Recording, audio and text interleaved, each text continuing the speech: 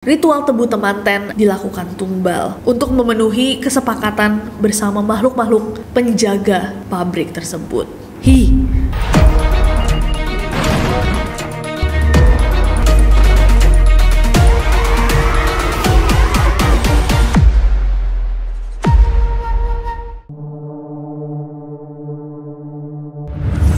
Hey guys, it's Nessie and welcome back to Neror. Kalau kalian belum subscribe ke channel ini, jangan lupa klik tombol subscribe-nya sekarang juga. Aku yakin banyak banget dari kalian yang suka makanan atau minuman manis. Coba ngaku, siapa yang gak bisa hidup tanpa kopi susu gula aren? Atau boba? Siapa coba yang gak bisa hidup tanpa boba? Nah, setiap kali kalian makan atau minum manis, mungkin kalian akan merasa lebih bersemangat, lebih senang, karena memang gula itu bisa meningkatkan stamina, konsentrasi, dan juga memperbaiki mood kita. Tapi perlu banget diingat bahwa mengonsumsi gula secara berlebihan itu akan mengakibatkan banyak banget penyakit yang cukup mengerikan guys. Obesitas, diabetes, penyakit jantung, bahkan bisa sampai mengakibatkan kematian. Tapi regardless, makanan atau minuman manis itu masih sebuah guilty pleasure bagi banyak orang. Nah, tapi untuk industri yang tentunya produknya dibutuhkan dan juga disukai, fakta-fakta mengerikan tentang produk yang mereka jual tentunya bukanlah fakta-fakta yang menguntungkan mereka. Malah jatuhnya fakta-fakta itu bisa buat rugi. Dan karena hal itu dipercaya nih ada praktik-praktik nakal yang dilakukan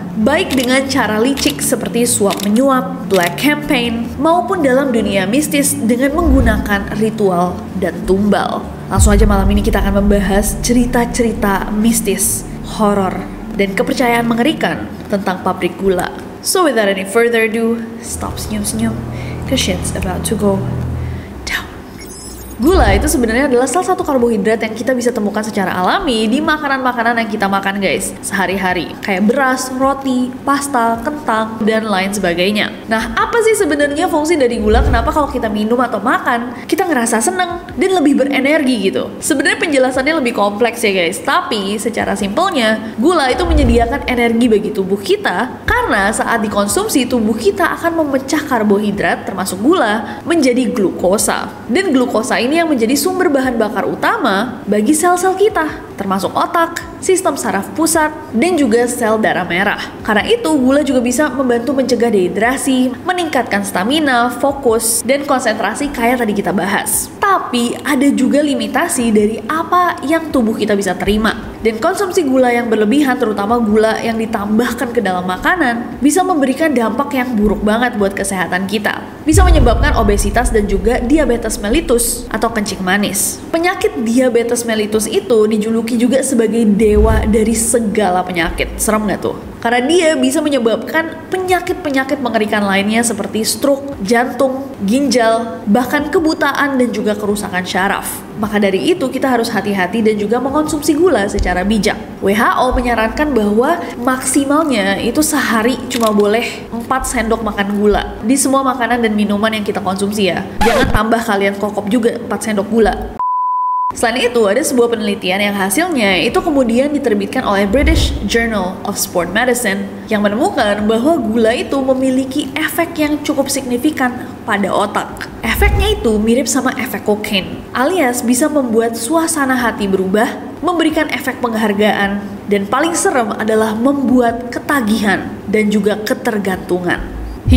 Serem kan? Jadi orang-orang yang bilang aku punya sugar craving atau ngidam gula, ngidam manis, aduh lagi pingin banget yang manis-manis, itu beneran dan di-trigger sama kebiasaan mengkonsumsi gula. Jadi bisa dibilang bahwa memang gula itu dibutuhkan to a certain degree sampai level tertentu, tapi di luar itu efeknya lumayan besar dalam kelangsungan hidup kita. Dan karena hal tersebut jelas guys, bisnis gula atau yang berhubungan sama gula merupakan industri yang sangat-sangat besar dan sangat-sangat profitable, sangat menguntungkan. Karena gula itu akan selalu dicari. Satu-satunya yang menghambat industri yang sangat menghasilkan ini adalah ketika semakin banyak orang mengetahui bahaya dari mengonsumsi gula berlebihan. Itu merupakan sebuah ancaman untuk industri gula. Dan percayakah kalian bahwa beberapa oknum dari industri gula akan menghalalkan segala cara untuk mengelabui publik dan meraup keuntungan? Kalau itu ditiadakan, banyak kejadian-kejadian yang nggak masuk akal.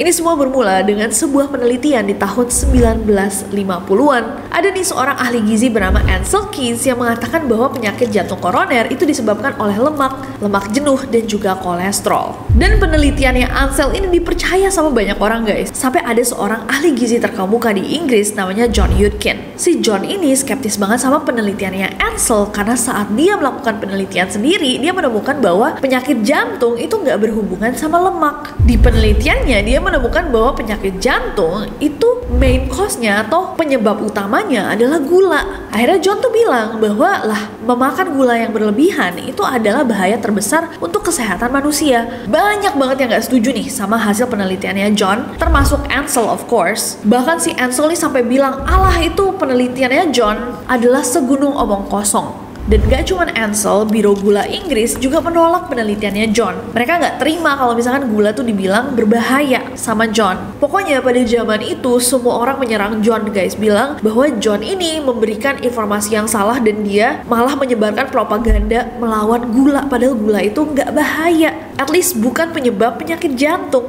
Nah baru nih di 50 tahun kemudian, tahun 2016, Dr. Christine Kurtz menerbitkan sebuah tulisan di jurnal JAMA Internal Medicine, di mana dia mengungkapkan di dalam tulisannya bahwa dia telah melacak, menggali, dan memperoleh bukti-bukti dari dokumen yang dia temukan di perpustakaan Harvard. Dan dari investigasinya, dia menemukan bukti-bukti atas sebuah proyek bernama Project 226. Penemuannya mengungkap bahwa ada sebuah lembaga yang didirikan oleh anggota industri gula Amerika Serikat yang bernama Sugar Research Foundation, SRF, yang sekarang bernama Sugar Association, SA. Dan ternyata asosiasi ini pernah membuat sebuah proyek di mana mereka meminta 3 ilmuwan Harvard, Mark Hastad, Robert McGandy, dan Frederick Stare, untuk menuliskan artikel-artikel ilmiah yang menyatakan bahwa penyakit jantung koroner itu tidak disebabkan oleh gula, melainkan lemak dan kolesterol. Dan mereka diminta untuk menyembunyikan fakta bahwa gula itu salah satu penyebab serangan jantung. Untuk mengerjakan proyek 226 ini, SRF menawarkan 3 ilmuwan tadi uang sebesar $3.800 di tahun 2016. Tapi para peneliti itu akhirnya mau mengerjakan setelah mereka nego guys, untuk dapat bayaran sebesar hampir $50.000 atau sekitar 7,5 miliar rupiah guys. Damn, kalau para peneliti aja kredibilitasnya bisa dibayar seperti itu. Dan dulu ketika ada seseorang yang berani untuk mengungkap kebenaran malah dipersekusi kayak John 50 tahun yang lalu, ini bikin semua orang mikir gak sih? Udah selama apa nih perang menutupi kebenaran tentang bahaya dari gula? Apakah ada propaganda-propaganda lainnya? Kasus-kasus serupa, black campaigns, marketing licik, dan lain-lainnya. Well, kalau itu semua adalah perang untuk meraup keuntungan dalam dunia nyata di Indonesia sendiri, selain hal-hal tadi, dipercaya juga bahwa sejak dahulu kala, pabrik-pabrik gula itu memiliki ritual-ritual spesial yang berbeda dengan pabrik bahan pangan lainnya. Bahkan beberapa dipercaya praktik atau ritualnya itu sampai mengorbankan nyawa manusia. Kalau itu ditiadakan, banyak kejadian-kejadian yang nggak masuk akal. Sebuah akun di X @PCRNY PCRHIN, pacarnya pacar Hin, membagikan ceritanya sebagai seseorang yang tinggal di pabrik gula. Dia mengaku dalam ceritanya bahwa pabrik gula itu sangat angker, terutama pada masa giling sekitar bulan Mei, karena ada ritual-ritual serta penumbalan yang dilakukan. Dia juga menjelaskan bahwa di pabrik gula yang dia ceritakan ini sering banget terjadi kecelakaan guys. Yang paling mengerikan yang dia tahu adalah saat ada seorang pekerja yang masuk ke dalam mesin giling tebu yang menyebabkan air tebu itu langsung bercampur dengan warna merah dari darah. Kalau di pabrik gula bagian produksi sering ada kecelakaan kerja. Paling ngeri yang pernah aku tahu adalah pekerjanya masuk ke dalam mesin giling tebu, jadi berdarah-darah sama air tebunya. Terus di cerobong asapnya yang warna merah putih itu juga ngeri. Ini pabrik gula dekat rumahku masih beroperasi sampai sekarang. Kalau jalan-jalan sore lewat belakang pabriknya itu lumayan ngeri. Punya teman yang rumahnya di belakang pabrik pas, ortunya itu pernah ngeliat ular gede kayak siluman keluar dan meliuk-liuk gitu dari cerobong asapnya. Terus komplek perumahan dan rumah dinas di sana itu juga singup. Singup tuh apa guys? Coba komen di bawah. Singup Entah karena masih bangunan lama Belanda juga kali ya yang jadi faktor. Pernah nganter undangan KPPS daerah situ karena masih satu RT. Ngeri banget. Wah, Singup tuh angker. Singup itu bahasa Jawa artinya angker guys. Ada juga pabrik gula di Malang. Jadi di tanggal 9 Juni tahun 2023, sebuah portal berita nusadaily.com menerbitkan sebuah berita dengan judul PG minta tumbal seorang pekerja tergiling mesin. Dalam berita tersebut, seorang sumber yang tidak mau disebutkan namanya memberitahu tentang sebuah kecelakaan yang menimpa seorang pekerja kontrak di salah satu pabrik gula di Malang, dan pekerja kontrak tersebut berinisial MF. Jadi diketahui pada siang hari, MF tuh sedang bekerja seperti biasa, tiba-tiba aja dia kakinya terpeleset. Sampai nggak tahu gimana ceritanya, badannya itu masuk ke dalam mesin penggilingan atau mixer. Nah kebetulan pada saat itu juga jaring pengamannya itu lagi dilepas. Jadi kebetulannya banyak banget. Nah MF yang terluka parah itu langsung dilarikan ke rumah sakit Wafa Husada Kepanjen, dan kondisinya MF pada saat itu sempat kritis dan dicoba dirawat. Tapi sayangnya nyawanya tidak tertolong. Nah menurut sumber yang tidak mau disebut tadi guys, para karyawan itu dilarang untuk menyebarkan informasi ini ke orang lain. Tapi pihak dari portal nusadaily.com itu menghubungi Kasubsi SDM pabrik gula tersebut dan menanyakan apakah kecelakaan itu benar adanya. Dan pihak pabrik gula membenarkan bahwa insiden tersebut terjadi, tapi mereka menyangkal kalau MF meninggal dunia. Sang representatif bilang bahwa MF tuh terluka ringan doang kok di bagian kakinya, karena pada saat itu mesin gilingnya juga lagi mati. Nah portal berita ini nggak bisa menemukan yang mana yang benar karena mereka mendapatkan informasi dari dua sumber yang mengatakan dua hal yang berbeda. Ada yang pernah dengar nggak tentang ini? Gimana menurut kalian? Apakah ini hanyalah sebuah musibah karena kecelakaan kerja? Coba komen di bawah. Next ada ritual manten tebu. Manten tebu ini mungkin nggak banyak yang tahu guys, tapi ini adalah sebuah tradisi adat atau ritual yang dilakukan oleh beberapa pabrik gula di Indonesia saat menjelang musim giling atau panen tebu. Ritual ini masih dilakukan sampai sekarang dan dipercaya kalau tidak dilakukan maka akan ada hal-hal yang tidak diharapkan terjadi, mulai dari alat yang rusak atau sampai kecelakaan. Basically, manten tebu ini adalah pernikahan, jadi kayak sebuah ritual pernikahan tapi dilakukan oleh tebu. Hah? Tebu bukannya gula nih sih? Yes, jadi sebelum hari pernikahan, pemilik pabrik gula itu akan memilih dua tebu terbaik, dan dua tebu ini akan dijadikan simbol antara pihak petani dan juga pabrik gula. Dua tebu tersebut kemudian diberikan nama yang artinya baik atau manis, lalu didandani seperti pasangan manusia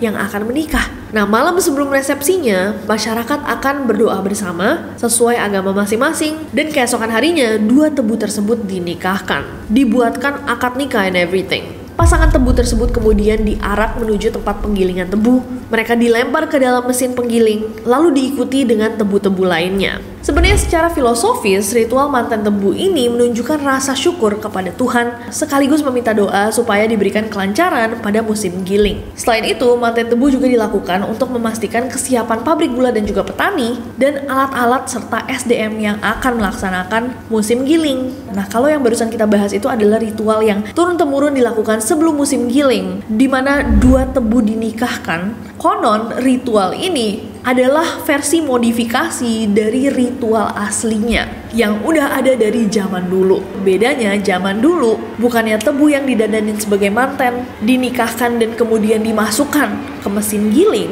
Konon ritual aslinya menggunakan manusia asli. Bahkan seorang teroris dengan akun @maulinda_ys8181 itu pernah berkomentar di video kita yang ini ritual tumbal manusia yang paling mengerikan di sejarah, dan dia bercerita bahwa dia punya teman yang tinggal di daerah pabrik gula, dan temannya beserta masyarakat di tempat tinggalnya itu udah tahu bahwa pabrik gula yang dekat mereka itu melakukan penumbalan. Ini komentarnya. Pernah dengar dari temanku yang tinggal di daerah pabrik gula dan masyarakat sana tahu kalau ada salah satu alat di pabriknya, alat giling tebu kalau nggak salah, dan tumbal yang dipakai adalah sepasang suami istri atau sepasang orang, laki-laki dan perempuan, untuk digiling di tempat giling itu. Setelah bertahun-tahun kemudian, akhirnya diganti dengan tumpukan tebu bekas yang didandani, dibentuk menyerupai satu laki-laki dan satu perempuan, lalu digiling di mesin itu. Gilingnya juga setiap tahun dilakukan, kadang beberapa tahun sekali. Kalau mesinnya macet, pasti dilakukan ritual tersebut. Oh my god.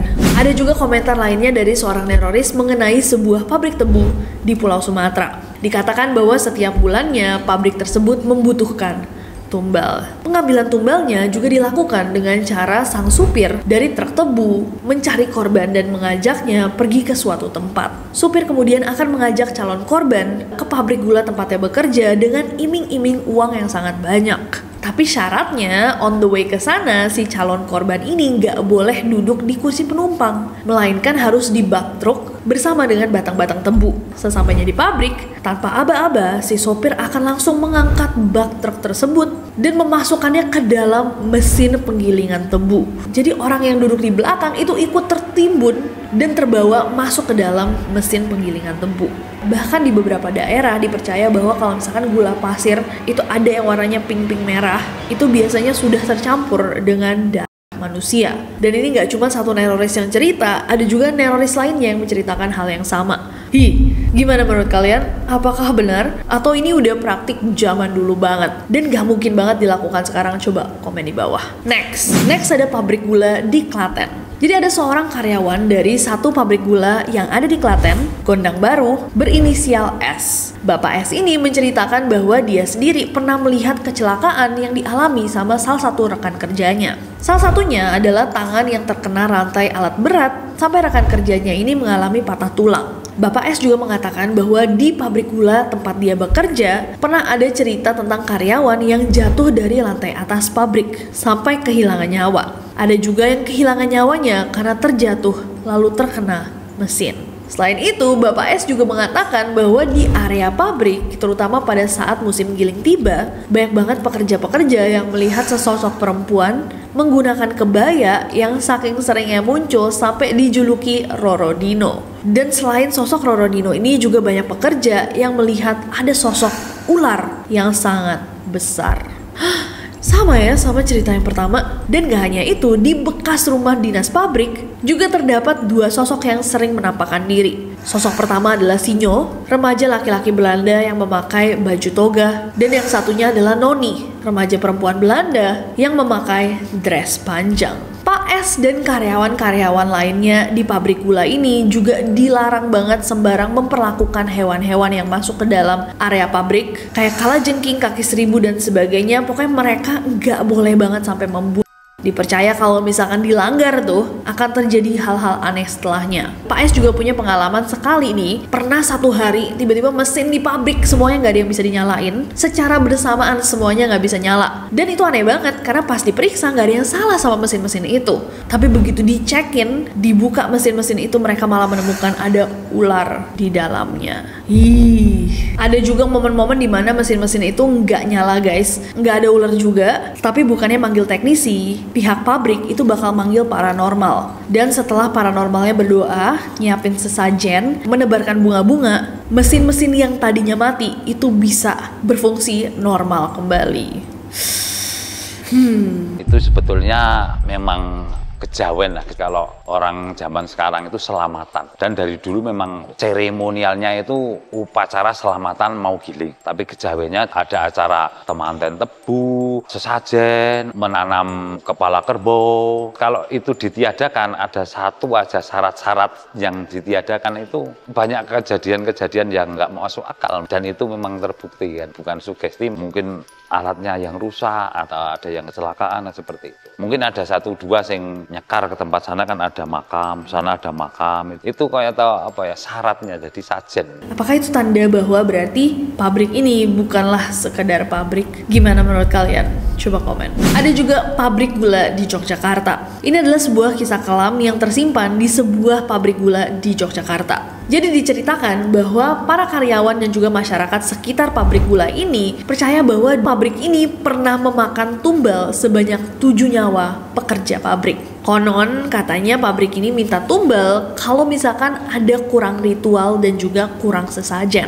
Ada nih sebuah kejadian mengerikan di pabrik itu saat salah satu stasiun televisi acara reality show meliput pabrik ini. Awalnya semua berjalan normal, tapi setelah tim dari acara televisi itu melukis sesosok penunggu pabrik, sosok tersebut marah guys. Sosok itu bahkan mengancam timnya mereka tidak akan keluar dari pabrik secara selamat apabila lukisannya tidak dihapus. Di Cirebon dan Solo banget.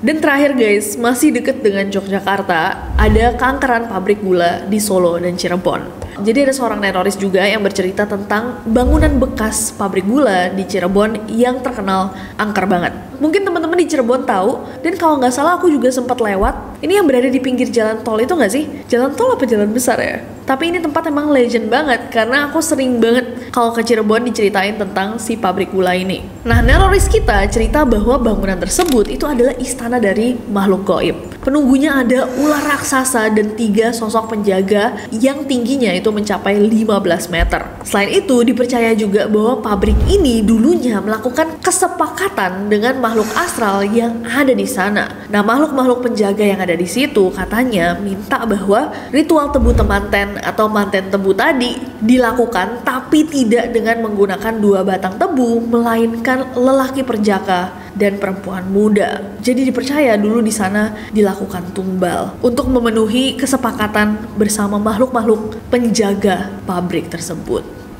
Nah, di Solo juga ada sebuah bangunan tua bekas pabrik gula bernama The Colomadu. Nah, tempat ini emang sudah menjadi salah satu objek wisata di Solo. Konon katanya banyak banget sosok-sosok yang sering menampakkan diri kepada para pengunjung. Salah satunya yang paling terkenal itu adalah sosok cantik bernama Nyi Pulungsih. Berdasarkan cerita yang beredar, Nyi Pulungsih ini adalah kekasih dari Eyang Sri Mangkunegara yang kecantikannya itu luar biasa guys, nggak terkalahkan. Selain itu katanya nih sampai hari ini ada yang sering mendengar mesin-mesin pembuat gula di pabrik itu walaupun udah nggak dipakai masih mengeluarkan suara bergemuruh seperti ada seseorang yang sedang bekerja mengolah tebu.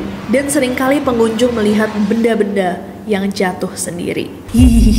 Ada nggak yang pernah kesana? Dan itulah tadi pembahasan gula kita hari ini. Apakah kalian pernah dengar tentang ritual-ritual ini? Cerita-cerita horor tentang pabrik gula? Atau bahkan teori konspirasinya boleh banget ditambahin di bawah. Aku bener-bener pengen bacain dan kita mencoba untuk selalu bacain komentar-komentar neroris. Kayak komentar-komentar neroris yang tadi kita bahas. Walaupun udah lama komentarnya seneng banget, kita bisa diskusiin kembali di Neror episode pabrik gula ini. Tentunya perlu diingat bahwa ini bukanlah propaganda melawan gula atau menjelekan pabrik-pabrik gula, tapi hanya sekedar diskusi atas teori konspirasi dan juga kepercayaan-kepercayaan horor dengan fenomena ritual lama yang berhubungan dengan pabrik gula. Nggak semuanya, of course. Tapi ngomong-ngomong tentang pabrik gula, nanti juga Lebaran akan tayang di bioskop sebuah film yang berjudul Pabrik Gula. Ini juga sebenarnya yang jadi inspirasi kenapa aku rasa seru untuk bahas ritual pabrik gula di Neror malam ini. Karena film Pabrik Gula ini diangkat dari threadnya Simple Man yang berjudul Para Penghuni Pabrik Gula. Jadi make sure nanti kalian nonton. Siapa tahu ada yang bingung mau ngapain pas Lebaran. Ajak sepupu-sepupu, adik, kakak, mama, tante, om, opa, oma, bude, bule, pak de, pak le, opung, tulang. Semuanya ajak untuk nonton, dan setelahnya boleh banget balik ke Neror ini untuk kasih tahu aku apakah filmnya bagus atau enggak dan apakah relate sama cerita-cerita serem yang kita bahas malam ini. Oke? Gak sabar untuk bacain komentar kalian di bawah, so leave them down below. And other than that, I hope that you guys enjoy this video. Jangan lupa subscribe karena aku gak sabar untuk ketemu kalian lagi.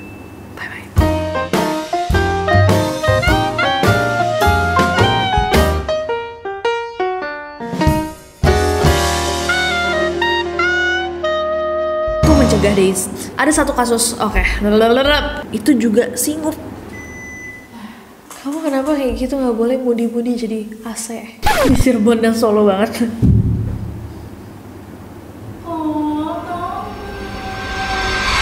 Apa ya? Kok deket banget ya? Iya lagi. Kepick up nggak ya sama ini? Kayak pick up deh, coba lihat. Aku nggak kedengeran sih, aneh banget. Kenceng banget. Soalnya kursi aku juga sampai deng gitu. Masa sih? Nggak kedengeran? Gila. Oke, nanti kita tanya-tanya. Kedengeran nggak nyata? Kenceng banget. Dan sebelah ini kan rumah kosong. Oh well, yaudah.